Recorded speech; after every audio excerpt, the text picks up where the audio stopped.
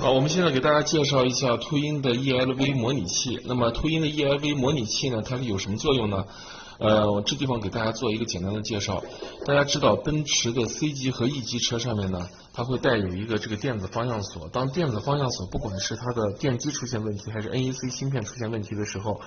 会产生的现象是遥控器可以正常使用，能开关车门，但是插到点火锁里面之后，打开点火呢，它的仪表盘它不会工作，按照正规的服务站的处理方法呢，需要更换一个新的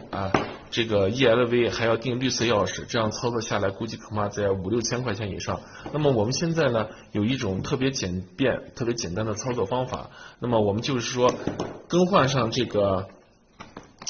途鹰的 ELV 模拟器。更换上途鹰的 ELV 模拟器之后，当然直接插上面它是用不成的啊。大家看好这个仪表盘灯也不亮，那么它必须要做一个匹配。那么这个匹配过程呢也是很简单的。大家如果说会配钥匙的话，就是会拿那个途鹰的奔驰设备配钥匙的话，对于更换这模拟器操作起来是很简单的。首先呢，我们先要读取一下，就说是这个锁头 EIS 的数据，读取完之后呢，将它的就是密码计算出来，就是我们配钥匙的过程中将它的密码计算出来。这个当前这锁头的密码呢，就是我的电话号码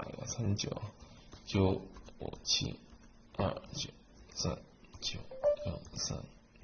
好，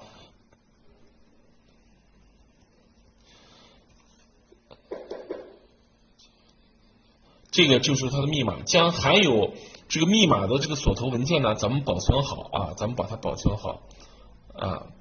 咱们保存到这个文件夹里面，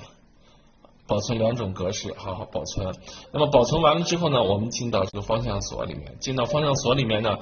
选择这个选项加载这个锁头数据，点击加载，然后记得把这地方对勾，自动清除 TP 和个性化设置这地方点个对勾，然后点个写入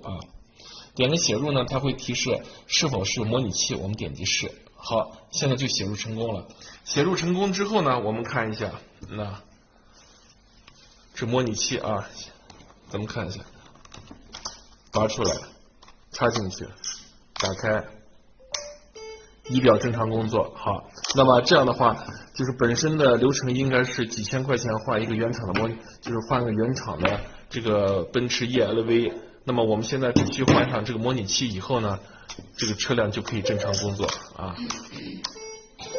好的，这里面就给大家介绍到这里面